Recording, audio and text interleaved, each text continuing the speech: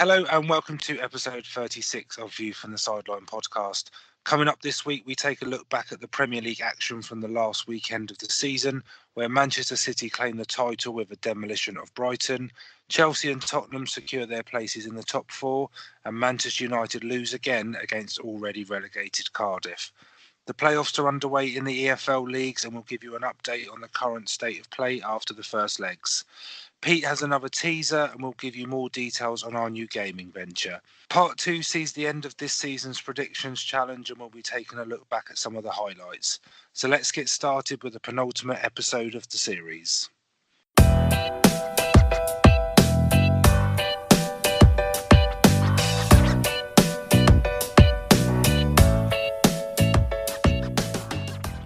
Hello and welcome to episode 36 of View from the Sideline podcast. It's Chris here. Rich is here as well. Hello, Rich. Hi, Chris. You alright? How you yeah, I'm just laughing because we've just literally had like a blooper-filled intro. Literally about 10 minutes of trying to whack out an intro and trying to just say a few simple words. You think we'd be sort of old hands at it now? This is actually probably the longest time it's taken to actually put an intro together. It has. It has. Unfortunately, it's been deleted. But we can't really put it out there. Both of our teams, both in the Champions League. You get through to a Champions League final, Europa League final for us. Top four for both teams. You know, it can't be bad, can it? Really. No. I'd rather be in the Champions League final than the Europa League final, but hey ho. Yeah. We'll go 4 English clubs, two all English European finals. Yes, good times. So I believe Pete's got another teaser for us this week. Yes, he has. So only one more episode to go after today. So I guess if Pete's going to bestow another teaser on us next week, it will be the last of the season. But he's got the whole of the summer to think of. He's got to think of a whole stack of questions. Are we gonna re-sign him, or are we gonna let him go out on a free? I don't know.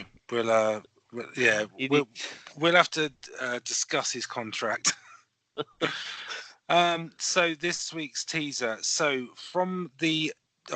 basically, top 10 Premier League managers when it comes to games managed in the Premier League. Oh, you may. Does that make sense? Yeah. It makes sense when you read it. So makes sense. He wants us to name 5 of them. So 5 of the top 10. Well, I think there's 2 very, very obvious ones. Probably 3 very obvious ones, actually. Yeah. Well, I'm hoping that you've understood the question. Because when I read it, it didn't make sense. It does when it's written down. So 5 of the 10.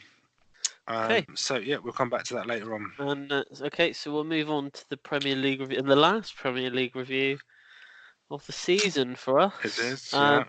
And we'll start with the team that were at the top of the Premier League, but going into Sunday's games, and it's Manchester City. Oh, Brighton versus Manchester City.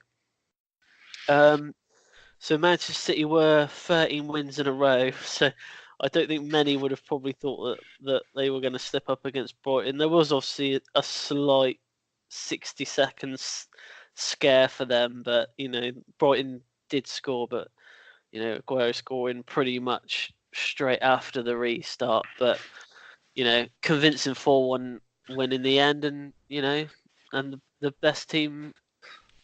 I thought the best team this season has won it. The depth in that squad is just unbelievable.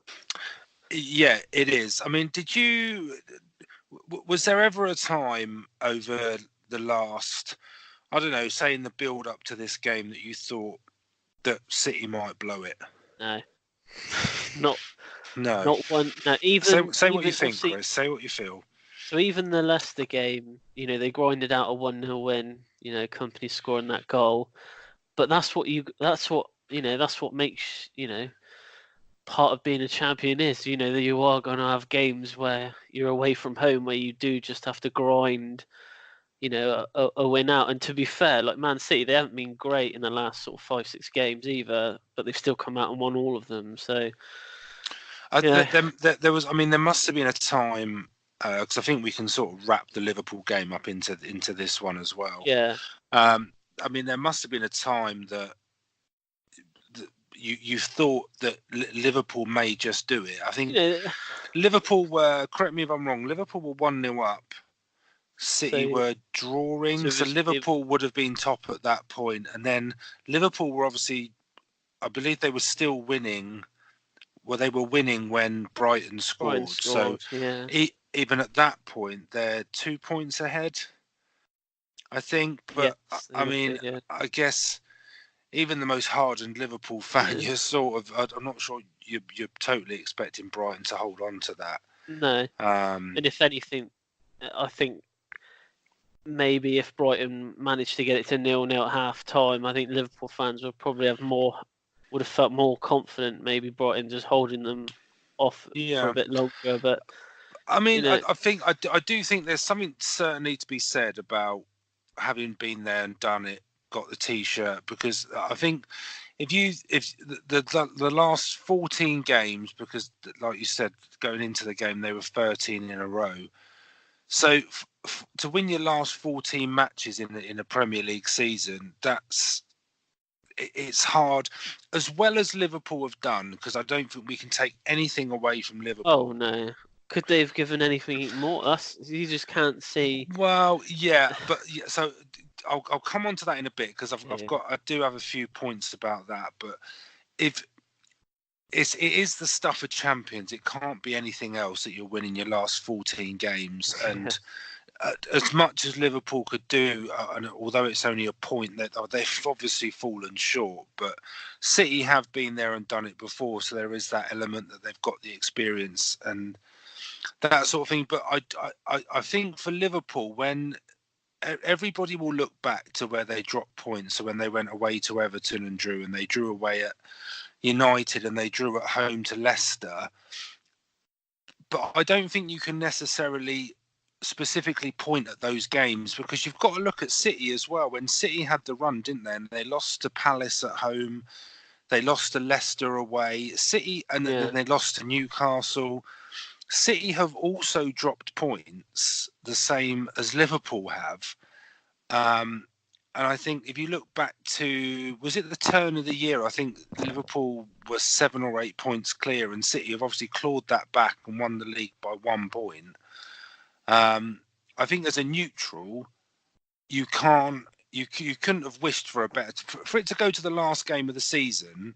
I think as a neutral, I mean, obviously you want your team involved in it, but but you can't really ask for anything more. It adds to it, doesn't it? Like last day of the season, you have to, they're still open, still 2 teams that can win it. Anyone. Okay, so obviously Mane getting 2 goals at the weekend as well meant that he was the joint top scorer in the Premier League this season, with obviously him, Salah and Aubameyang.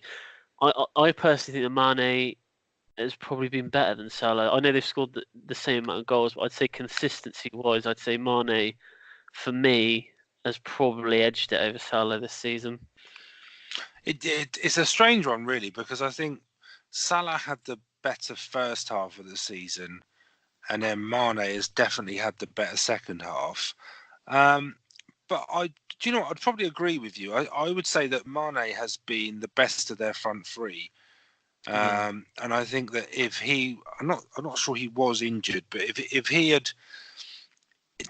he had lost form as well or been injured, then I think that would have hurt Liverpool a lot more than maybe Salah being missing would. I think he was the one that was making them tick. I think, for Salah, I think after obviously the last season he had, I think the expectations were quite high, this season for him. And that's not to say he hasn't had a brilliant season, because he has. But I would personally would say Mane's probably performed better over the 38 games. I would agree with you. I think it's one of those things where next year, just to move on from this, I think that if you finish above both of them next year, you're definitely going to win the league. And I know we've said it a lot on this podcast, especially over the last maybe 3 or 4 weeks, but it's going to be big summer for some of these teams to see whether they can actually catch them or not. And I think it's about just being consistent for Liverpool. City are always going to be there and thereabouts. When you read reports about them sort of going out and spending in the summer to strengthen, if the Champions League is sort of their holy grail, if you like. I mean, if they get any better, that's going to be pretty scary for everybody else, I think. And you think, where can they strengthen? But the same with Liverpool. I mean, realistically, apart from squad depth, I don't think there's a lot they can do about their start. I still think they could fit in one more midfielder in that team. I don't. They haven't really got that sort of David Silva, sort of Bernardo Silva player in that team. I don't think. Who live? Well, obviously Liverpool, because they're Man City players. I'm not convinced they need that sort of player, to be honest. I mean, you think Lallana's been injured, he's going to be coming back. Oxlade-Chamberlain's been out for the majority of the season, he's going to be coming back. It's going to be interesting. Yeah, well, congratulations to Man City anyway. Yeah. The best team won. But we'll move on to some of the other games at the weekend. So the Burnley-Arsenal game, obviously Arsenal still had that very, very glimmer of hope of maybe finishing fourth, but it was, I think that was put to bed probably in the first half when the game was 0-0. But fair play to Arsenal, they came out, second half, and played quite well. And to be honest with you, the way they've been playing at the moment, they could have easily come back out there and crumbled, like they have been. But fair play, get Aubameyang from almost out of nowhere, is sharing the golden boot. I mugged him off at the start of the season, saying he wouldn't score any goals. He's certainly one of their sort of shining lights from the season. Oh yeah, but definitely. One thing with him is it's the amount of chances he misses as well. It's literally every game he misses a sitter. I know he scores maybe one or two, or when he gets a hat trick, but he does miss a lot of what you would probably class as easy chances. It was always going to be a tough ask for Arsenal for Spurs to lose. Them How to many win was it? It was about an 8. It wouldn't needed to be 8-goal swing, which would have been, like I say, it would have been a tough ask. But I think we all know where Arsenal have fallen down this season. They're brilliant going one way, but they're terrible going the other. It's like they're like magnets, aren't they? They just don't. Yeah, and we'll see what Emery does in the summer. We'll see if the board back in. Maybe they have to sell to buy. I mean, obviously Ramsey's going, Petr Cech's retiring. I mean that takes it off the wage bill because Ramsey's going for nothing. But we'll see. I mean, there's a lot of rumours about Mkhitaryan being allowed to leave and Ozil being allowed to leave. And I've heard that Mkhitaryan at the moment can't play in the Europa League final because of a visa issue, isn't it? He's not allowed. It's something to do. Yeah, it's something to do with where he's country. from, isn't it? Yeah. I think he's Armenian, and I think there's some sort of disagreement between governments. But I think he will be allowed to play. Yeah. But I mean, let's be honest. I don't think it's a huge issue if he doesn't. I don't think Chelsea will be quaking in their boots if he does. But I mean, we'll see with Arsenal. I mean, I think they'll keep the best players they've got. Aubameyang and Lacazette. I can't see any of those going. So we'll see. To see who they bring in midfield, because I'm pretty sure they will bring in another midfielder. But I think they'll have to. They'll miss Ramsey. I think they'll miss Ramsey maybe more than you think, and they will be going. I mean, they're going into the Europa League wanting to win it. One, because it's a trophy, they've but got also more, they've got the carrot more to lose, of Champions League. Yeah, they have. Yeah, I mean, they've got the carrot of Champions League qualification still being open. So, imagine being an Arsenal fan. You don't qualify for the Champions League, but Spurs win it. Oh my days. Anyway, Fulham Newcastle. A surprise result, really. Obviously, we've seen Fulham play some nice football in the last, 3 or 4 games, and they give Scott Parker the full-time job, and they lose 4-0. Yeah, well, Look at that's the thing. I mean, first of all, just on that, I mean, I think that's the right choice. I think Oh that yeah, definitely. Yeah. giving it to Scott Parker on a full-time basis is the one thing that probably Fulham are going to take away from this season with sort of a bit of a positive, really. Yeah. So I think that's a good thing. This was probably for me the I don't know almost the biggest of a dead rubber of the last weekend. It was more of a case, and this is where I think Newcastle are at their best when they've almost got no pressure whatsoever. Is when they seem to perform at Play their like that. best, Yeah. and I think if they keep hold of Benitez, I've actually got a feeling about Newcastle next year. If they I've if they if they actually get a put few that. Yeah. players in, um, I've put that Benitez down. stays, I think I've, they could be all right. I said if they can keep the secure a few good signings, I think they could battle for maybe a Europa League spot. Interesting to see what happens with Rondon as well. See if they. I like Rondon. Yeah. Well, either I way, think he might be playing the Premier League. Obviously, West Brom. They've got a well, chance of going maybe, up. So yeah. yeah. So Palace, Bournemouth. If you're looking for entertainment on the last day of the Crikey, season, O'Reilly, what a go to game! Palace. Batshuayi, I tell you what, I was so impressed with the goals he scored at the weekend, and I really, really want him to get a good chance at Chelsea next year, especially with the He likelihood of may us do. not being able to sign anyone. He he can score goals from out of nowhere, and I really, So, really 100% give him a chance next season. so what? Why is he not being given a chance at Chelsea I then? Because I mean, really I don't know, think mate. to be honest, if I remember rightly, he was scoring when he He was at was, yeah. Dortmund, wasn't he? Yeah, so He was. even His when he goal was at record Chelsea, isn't mate, bad. when he was coming off the bench for Chelsea, he was scoring goals. He was there at he was bought at the same time that we had Costa, so obviously, he was sitting, on the bench quite a lot. But when he was coming on, I remember he came on in a game against Watford 2 seasons ago, and I think we were 1-0 down, and he scored twice in the last 10 minutes, and we ended up winning the game. So what So if? Because one of the other things to come out of that game, I think, is not only was it the most entertaining game of the weekend. I think some great goals, great attacking play, but Zaha. So, I mean, his was it the assist for the fourth or fifth goal when I fourth, think I it think. might have been the fourth when he literally was getting taken out by a couple of They were defenders just, yeah. and he stayed on his feet. And I just think that just shows you what type of player he gets. A lot of stick for diving, and I think this year Yeah. has probably been the one where he's got more stick than any other. But they so what I'm saying is that there's been a lot written in the press lately, or Palace have come out with some statements saying that they're going to put potential buyers off Yeah.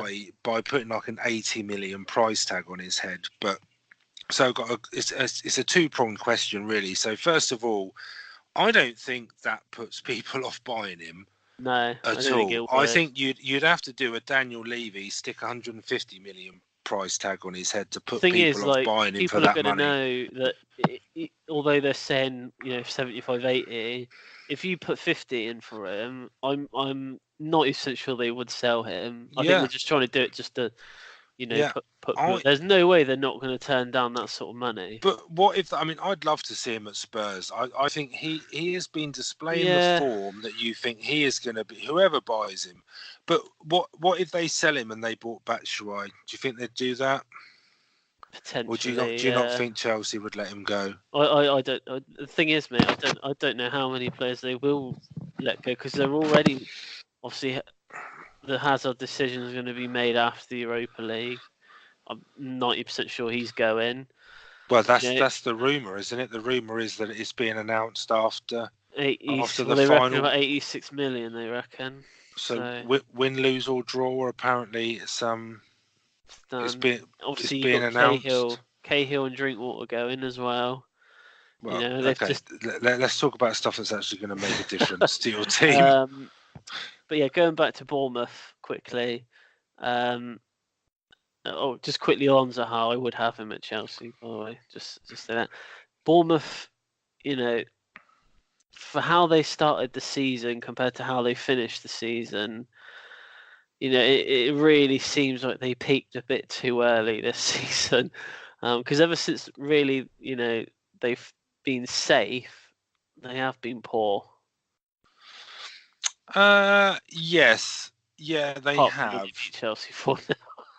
I mean, yeah, but that's the thing that's as a Bournemouth fan, I think would be relatively annoying. They took Chelsea off the park in that game, and then I know that Spurs were down to 9 men, but they beat Spurs 1-0.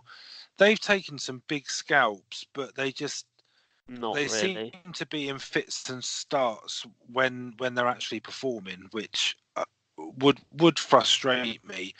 It's one of those ones where I think that it would be interesting to see if there was a club that, I know obviously we haven't mentioned it yet, but the sacking of Chris Hughton at Brighton. It would be interesting to see if there was a club that had a managerial vacancy that you would maybe put Eddie Howe in the frame for, to see whether he would go or not. I'm not sure what. I'm not, no disrespect to Brighton, but I don't think he's going to be heavily linked with the Brighton job. But maybe sort of an Everton, maybe a Newcastle. Do you know what I mean? West Ham, Maybe a team like that where you think that he would be a candidate, whether he would stick around at Brighton or not, or whether he would feel that it was time to move on. I think that would be quite interesting. Good point. But we'll see. I mean, you don't know, do you? But I'm pretty sure we'll be having the same conversation about Brighton next year, where they had a cracking start and will slowly sort of fade away as the season goes on. But we'll see. We'll see. Leicester Chelsea. I think we can skip this one. 2-0. Yeah. Yeah, that was a dull game. I think a game of missed chances, that's for sure. I think that Higuain should have scored. Yeah, absolutely. Be interesting to see what happens with him in the summer, I guess. We got third. That was all that mattered. We'd already secured Champions League. I don't think it really mattered too much. So, yeah.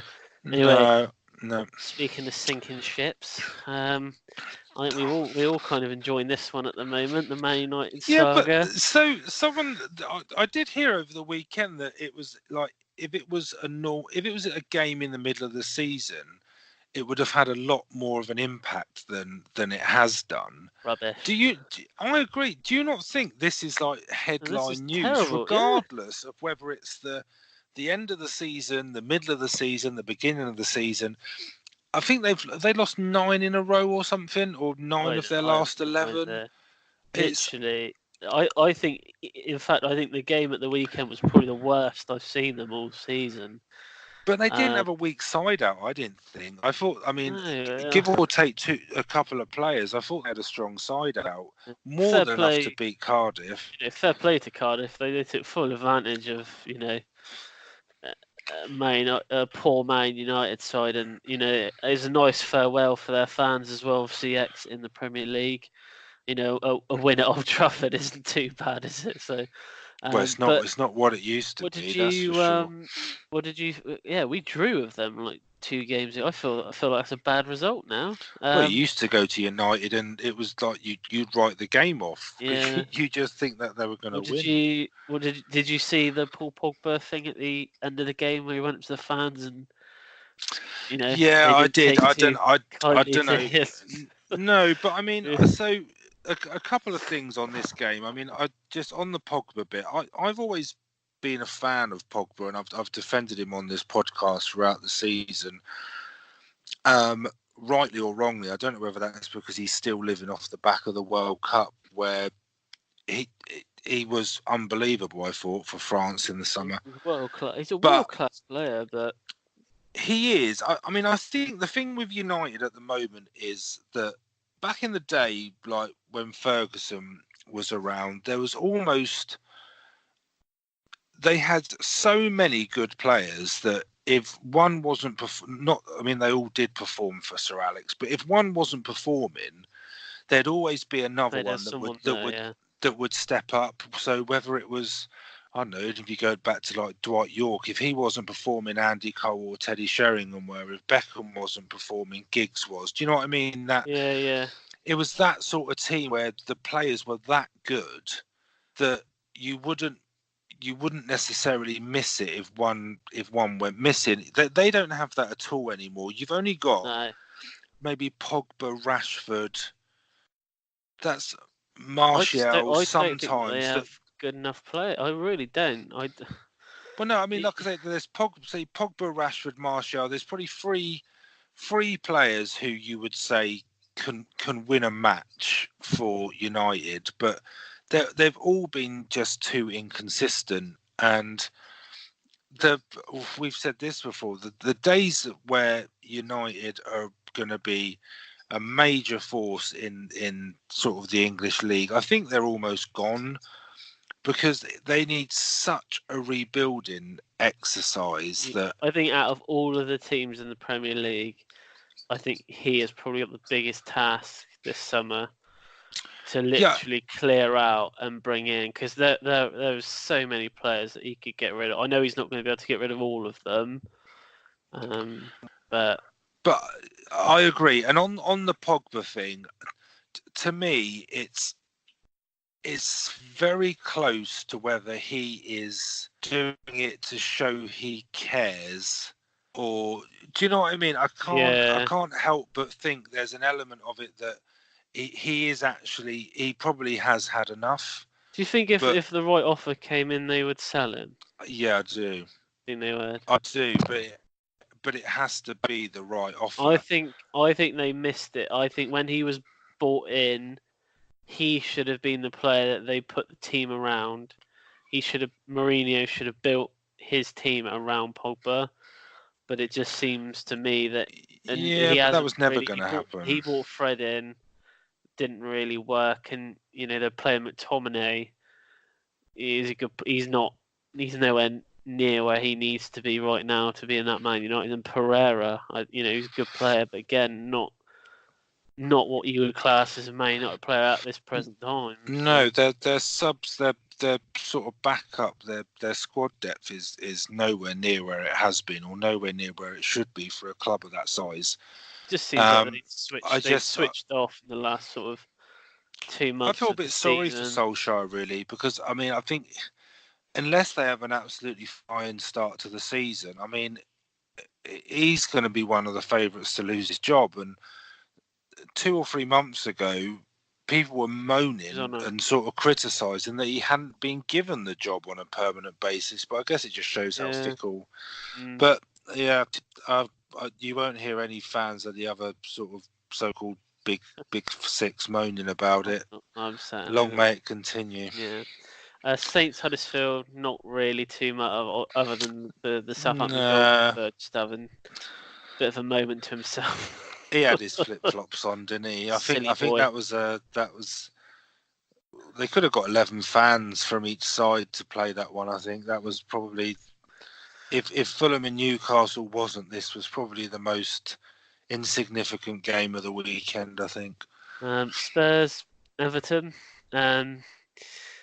Champions League finalists. Yeah, I don't think really. I do have obviously you went 1-0 up, and then obviously Everton scored twice in 3 minutes, and then obviously you equalised. What's all this about Poch saying? Is this been taken out of context about him saying he would want to leave if they won the Champions League? I think it has. He seems to be talking in. I think he's got a bit of a history of doing this. At the end of the season, he talks in a bit of riddles, and I don't know why. Maybe it's just because it's Spurs. I pay more attention to it, and it probably happens to every other club. But it's happened as well this week with Danny Rose, where a lot of the headlines have been about, like, Danny Rose says he's going to go out from Spurs on a high if they win the Champions League. But if you actually read what he said that because he reads in the paper a lot that he's being sold, if Spurs win the Champions League, he will be going out on a high. But that's then twisted and misconstrued, if That's you what I like, thought. Yeah, well, that's what I was. into right. He's saying he's leaving after the Champions League, but he's saying that he keeps reading that he's getting sold, therefore he's leaving. And I kind of think I think it's a bit different with Poch. I mean, we've written about it on the blog. We've spoken about it on here before.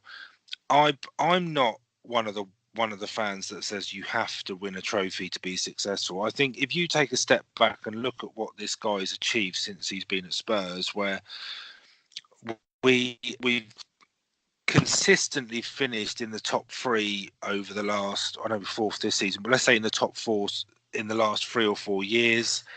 Mm-hmm. He's moved us into the stadium from uprooting us. He didn't uproot us, but the team being uprooted to Wembley, then coming back to the new stadium, which hasn't been easy. He's secured Champions League qualification again.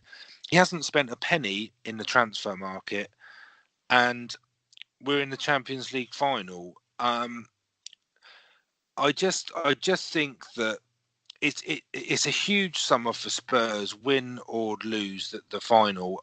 And I think because I don't want Danny Rose to go, I think he's still one of the best left backs in the country.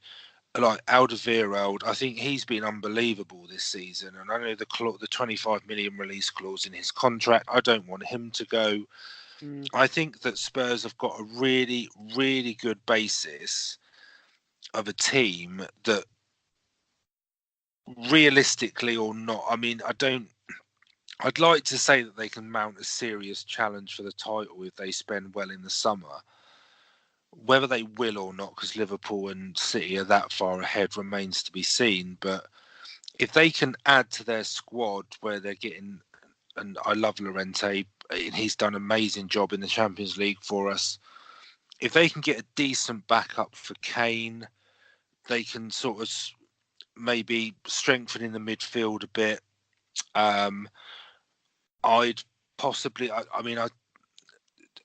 hate to say it because I thought he was amazing for England and I've always been a fan of his, but I think Trippier's had a really poor season. So if there was one player that I could say it wouldn't kill me if he went, it would probably be him. Sissoko, I mean, he's been an absolute revelation this year. He's been as good as a new signing, really. I mean, there's question marks over Lloris. I mean, if he was to go out and get a world-class keeper, then I mean, that I love Lloris as well, but that wouldn't sort of kill me. Lloris and Trippier are probably the ones that I wouldn't be overly concerned about. Everyone else, I think they need to keep, and I think they will. It just depends how they strengthen.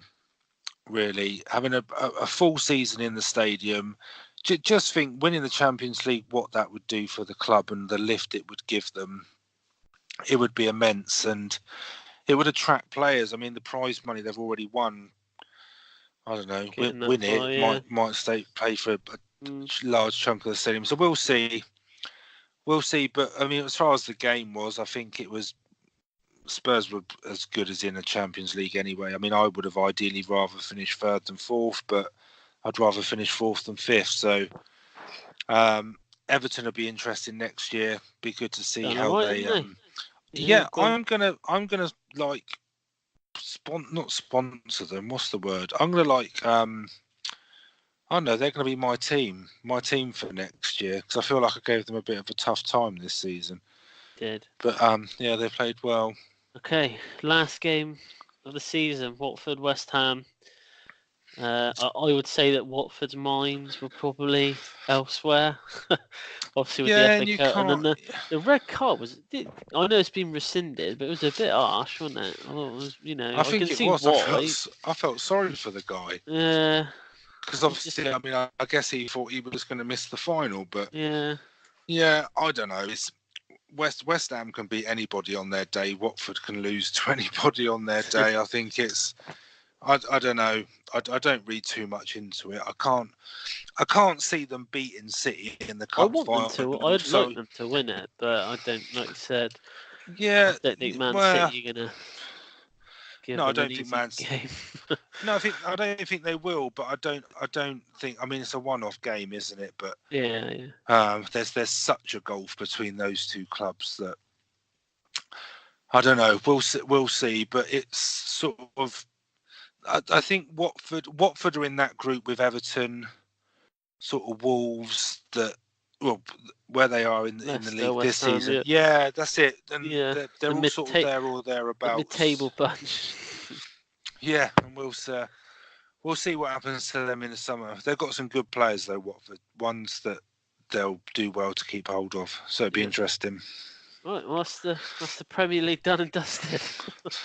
Roll on next Well, year. until next week, on where we'll give we're our going to review. So we're going to do a bit more of an in-depth sort of review. Yes, yeah, we are. Okay, yeah. So with playoff games obviously happening, the weekend just gone, and some of the League One and League Two games happening since the last podcast. I believe, Rich, you're going to speak a bit on the Championship and League One playoffs. Yeah, so these will just be a summary of where we are with the playoffs, really. So in the Championship, so first leg of the Midlands derby, Villa came out on top, beating West Brom 2-1.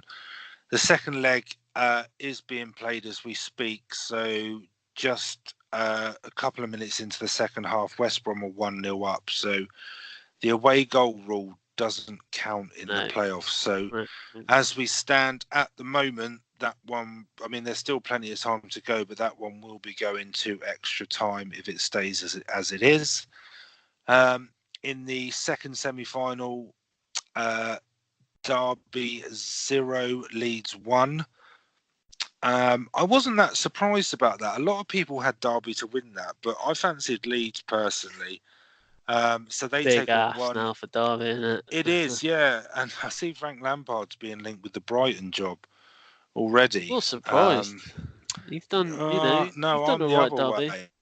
Yeah, one season in the Championship doesn't make you a Premier League manager, I don't think. But anyway, that's a different story. Leave him alone. So Leeds take a 1-0 lead into the second leg, which is tomorrow.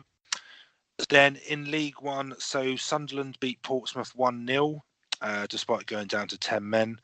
And the second leg of that one is on Thursday. And then Doncaster lost 2-1 to Charlton. So they go down to the Valley for the second leg on Friday, 2-1 down. So all of them really close. So all the first legs in the Championship and League One, only a goal in it. So yeah, really tight. So lots to still play for. All the ties are still really wide open. Well, League Two is done. We've got our finalists. So the first leg of the games were last Thursday and Friday, I believe. So Newport drew 1-1 with Mansfield, and then the return tie ended up 0-0. So they were all level, and it went to penalties, which Newport won on penalties. So they are through to the final. Strangely, they don't have anywhere to train, but I've seen Cardiff are going to let them use their ground. I don't know if you saw that. Newport, yeah, because they don't own their ground. It's a shared ground with a rugby team, and because at the time they didn't think that they'd reach the playoffs, they had ordered the training ground to be redone, so they don't have anywhere to train. Wow. So I believe, from what I read today, Cardiff have said that they can use their ground to train on. Oh, so fair play to Cardiff. And in the second game, Tranmere Forest Green. So the first leg, Tranmere won 1-0, and the second leg ended 1-1. Forest Green had a player sent off in both ties as well. So we actually only saw 5 goals over 4 games in the playoffs. So the playoff final will be between Newport and Tranmere. So Tranmere looking for back-to-back promotions because they only came up to the league last season. So either team, and I told you to look at this video earlier, Rich, of the I Premier was League going to say, referee. we're not worried about the game. Let's just talk about Mike Dean Mike Dean throwing at the out some Tranmere game moves. at the Forest Green Tranmere game. Like, I didn't even know he was a Tranmere fan. He was I think literally. we He all looks do like he's now. like orchestrating the crowd. It did make me laugh when I seen it. I thought, oh god, it is funny. But yeah, Tranmere through to the playoff final. So I've seen Just a Newport play quick this one on that. season. Just a quick one on that. There's a lot of he's getting a lot of stick, Mike Dean, about not acting in the way that you would expect a referee to act. But I'm Got just a going to life put outside of refereeing. my point of view across. Exactly. He is, at the end of the day, he's a football fan. Yeah. If he ever referees Tranmere and you didn't know he was a Tranmere fan and gives a dodgy decision, then start criticising him. He is like anyone else who is a football fan who is passionate about the team he supports, and he has a day off and he goes and watches them in a massive, massive game for that club. I don't think it's any different than No, like a CEO or it's like anyone at the teachers, top, mate. You always the think when you're top at end of a school. country, Yeah. the top end of a company going out and support. I mean, you wouldn't not go and shop in a retailer because you saw their chief exec sort of jumping up and down while supporting their football team, would you? I just think I think it's ridiculous. I Silly, mean, innit? give the Leave her guy a off, break. innit? Give the guy a break. There's no way that you can say he's unprofessional, and because you've seen him jumping up and down a little bit. Yeah, say what you want Classic. about him. Yeah, Yeah. but All right. Well, that's it for this part of the podcast. We're back in part 2, where we're going to have a look at the predictions. We're going to have a look at view from Sideline Gaming, and we're going to try and get this teaser answer from Pete. So we'll be back in part 2.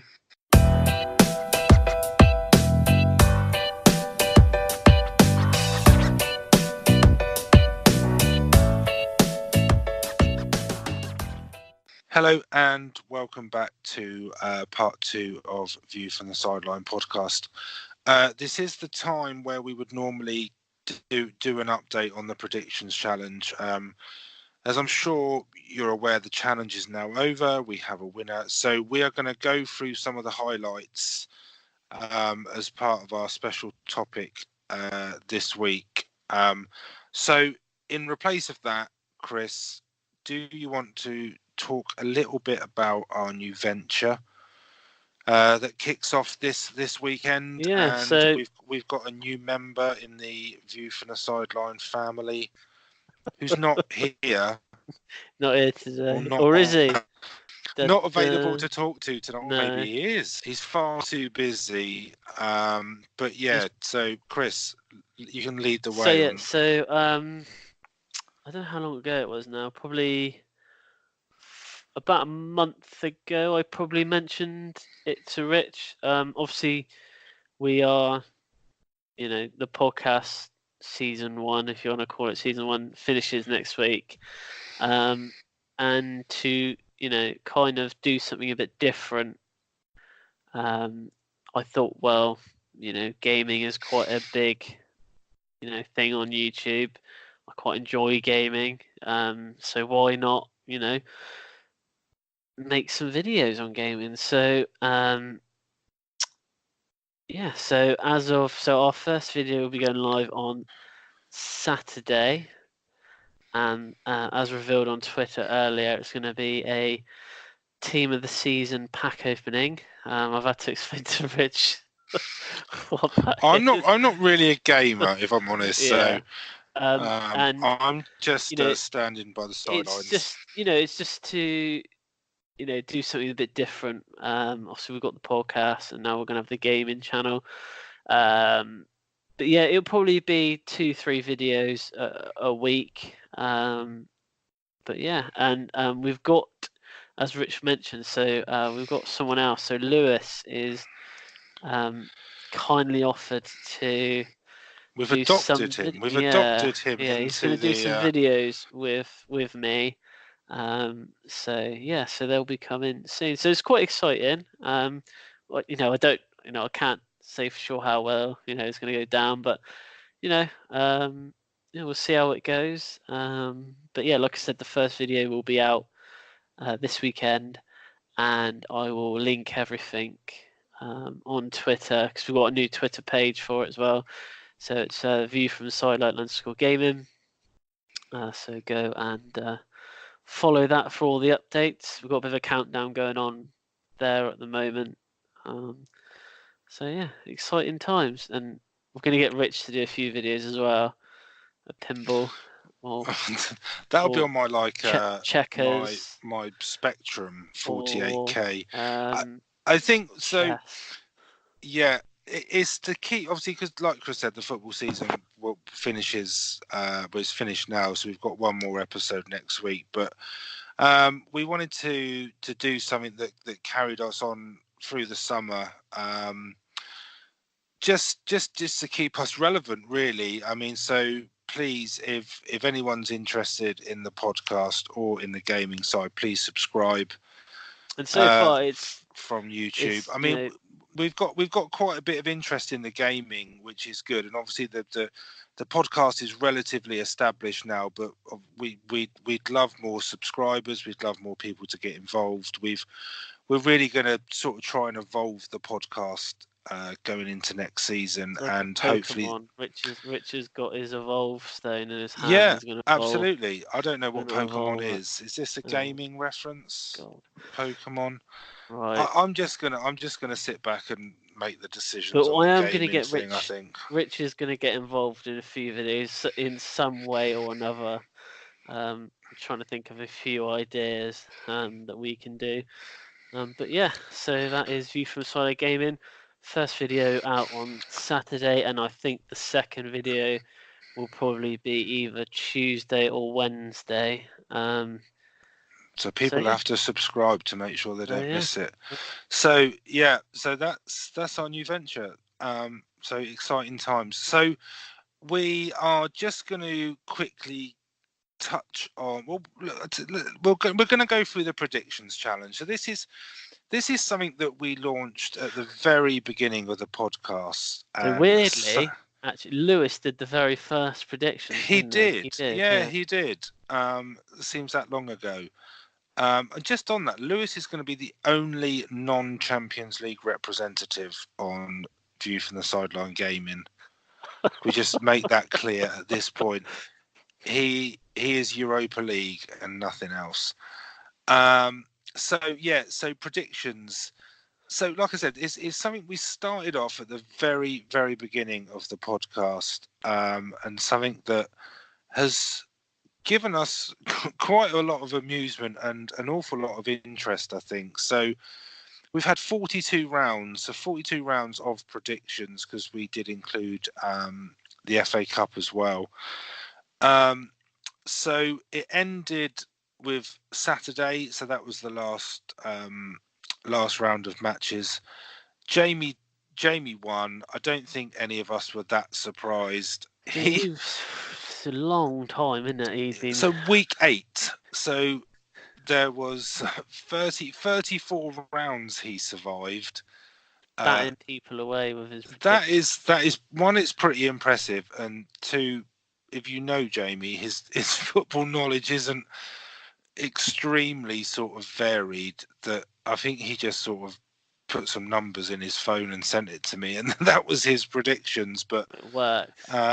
So yeah, his score of 30. So we will be presenting him with the trophy, and that will be plastered all over our social media channels shortly. So 30 points was the winner. But yeah, so out of the 42 rounds, Chris, I'm just going to throw some numbers at you. Here we go. Statman all over. So from the 42 rounds, I won 13 of them. You won 11. There were 11 drawn rounds, and then 7 guests we had 7 that won. guests. Is that it? Yeah, so the guests that won were Jamie in week 8, which was the winner. Then Antonio, Kurt's first go, obviously because he had a second go on the roulette wheel. Yeah, so Kurt, then Neil, Lynn, Dave, and Dave Herbert were all victorious. The Daves did well. So they were the 7. They were the 7 guests that won. I thought there would be more, but no. But I mean, when you look at the rounds that were drawn, a lot of them were between you and the guest, or myself and the guest. Right, yeah. So just from a presenter's view, because that went right down to the wire. So unfortunately, Chris, you didn't win that. So Chris and I, for those of you that don't know, Chris and I were neck and neck, like exactly the same points going into the last round, which I won quite convincingly. But as an average, there was only 0.5 of a point between us as an average. Where did we actually finish in the end compared to position? So I came 4th. Yeah. With an average of 16.75. We actually literally had to take it down that far. And then you were 5th with 16.25. We beat both our wives though, Chris, who they got 15. So we did finish a good point and a bit ahead of them. So we had so again, Jamie was top with 30 points, right the way down to Adam, who was the only person to get a big fat 0. And Adam's done a podcast with us as well. Yeah, well, never again. never again. We can't have those sorts of numbers. No, absolutely. So Scott on his second go, so Scott originally scored 10, then he went up to 25 in the last round. That's a decent score, because Scott, so his Scott second one put him to second. He doesn't even know football. He doesn't even enjoy football. So for him to get a score of 25, that's pretty good. So he put himself into second. The table that's been published on the website, we've kept their original scores and their original positioning, but put their extra score in brackets because unless they won, it didn't really count. And Kurt got 20 originally, but then down to 15 on his second go. So we had because Paul was leading the way for quite a while. So we had Dave, Paul, Pete, Lynn, and Haley all getting 25, so coming in joint second. How many... and also, hang on, I'm just thinking. So, am I right in saying there couldn't have been that many people who were actually top of the predictions table? So Lewis can actually say that he was top for a week. Am I right in saying that?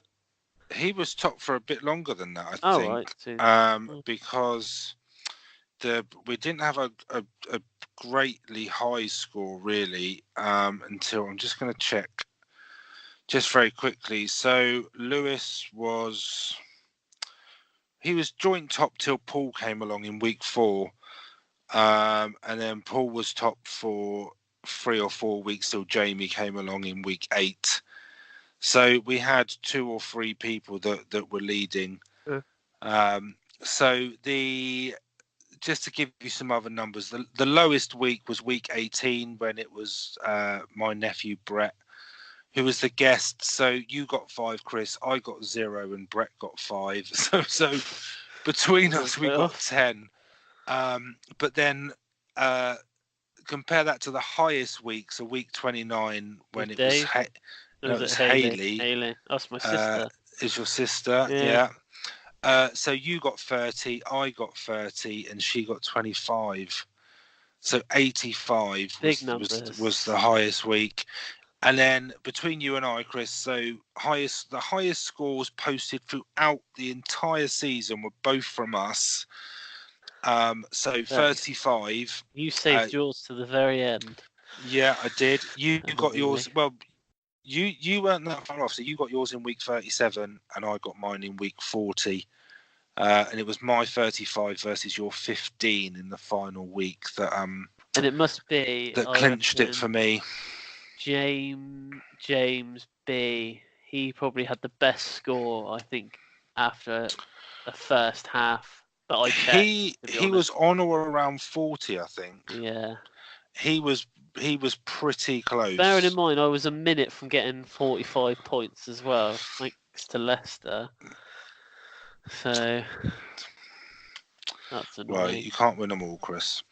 You can't win them all. So yeah, going into next year, I think there are going to be some changes with regards to the predictions. So the scoring will be slightly different. There'll be a bit more variety about it, just to try and not get people as bunched up, I guess, really, on the scores. So there'll be a few changes coming in for next year, and I think what we're going to try and do is almost like a charity shield thing, I guess. We're going to try and get Jamie as the first guest for next week. Yeah. I think that sort of makes sense, really, to get him first off to see how he gets on, see if it was a fluke. So we'll get that done, and then we'll be back with a predictions challenge for next year. Sorry. Next year, yeah. Exciting times. Yeah. So, teaser answer. Yes. So we need to name. So let me get. So the managers that have managed the most games in the Premier League. Is that what you were asking? Yes. Okay. Yeah. Well, I think Alex Ferguson, probably one of them. Yeah, I'd agree. Arsene Wenger. Yeah. Okay. So let's nail those two down. Okay, those two are definite. I would say Sam Allardyce. I was just going to say him. Great minds. Yeah, I'd say Allardyce. And there's one more I'd go for that I'd be pretty confident about. And that's got to be Harry Redknapp. And I'd say Mourinho as well. It's probably up there as well. Okay, right. Okay, so Wenger, Ferguson, Redknapp, Allardyce. We need to put one more in there. Are you going with Mourinho? Yeah. Who else could there possibly be? God, no, it's getting tough, isn't it? Pulis? Oh no. How long was Mourinho at Chelsea for? Which time? Across both times. Because they're all going to be Premier League. All in all, it's about 6 seasons. And then he had 2 at United. Yeah. So that's 8 seasons. So the Premier League's been going 25. So he's been there for like a third of the time. Steve Bruce. That's a good shout. Hull, Wigan, Mark Birmingham. Hughes. Oh, Hughes is a good one.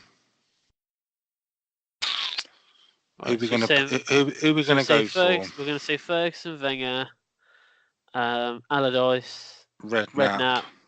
Yeah. And Mourinho, or one of the others. 6 seasons. I don't know, Chris. It's your call. 8 seasons is. Well, it sounds a lot. Seem like a lot. No, that's not. But it's like a quarter of. Well, no, it's a third, isn't it? It's a third. If we're right with 8 years, it's like a third. Then I'm thinking of Mark Hughes, and he's managed about 7 different teams in the Premier League. Yeah, but for how long? Ranieri, Chelsea. Yeah, no. Benitez, Liverpool, Chelsea, Newcastle. But is he any different to Mourinho? I say. No, I don't think Pulis. He's only been at Stoke. I'm going to say Mark Hughes, mate.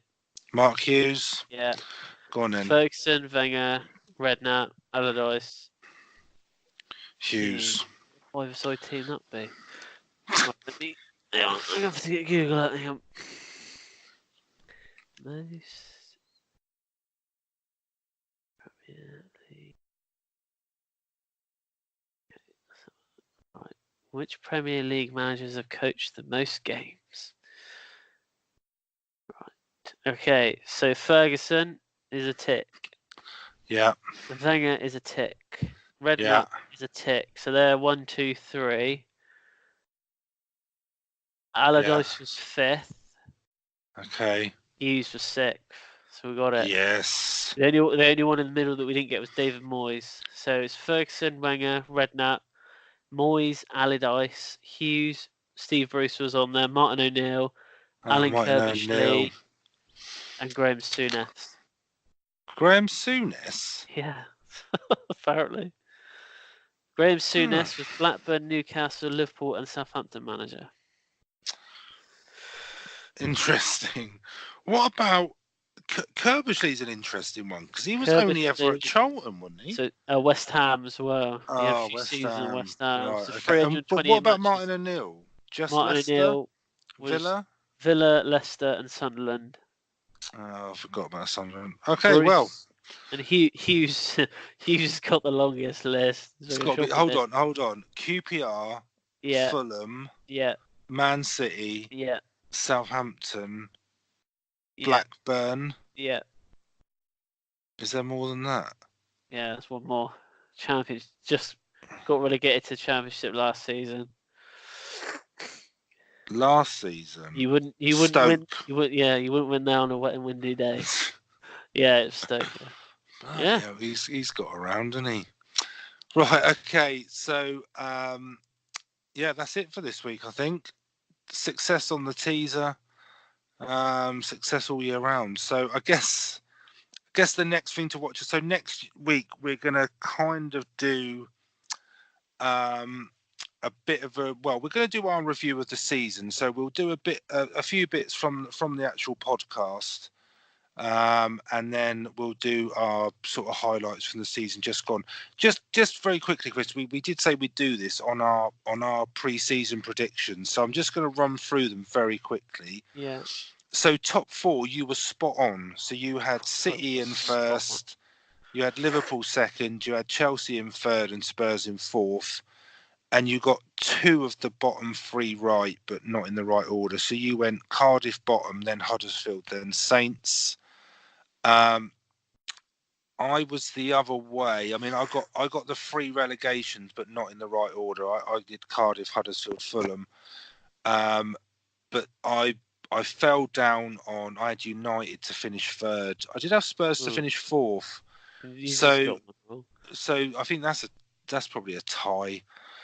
As well, but yeah, just to touch on those quickly. But so yeah, next week we'll have a review, our review of the season, just not only from the Premier League and sort of any type of football, but our review of the podcast. I'm sure we'll talk about Lloris. Just one last thing, and Sancho. Quickly.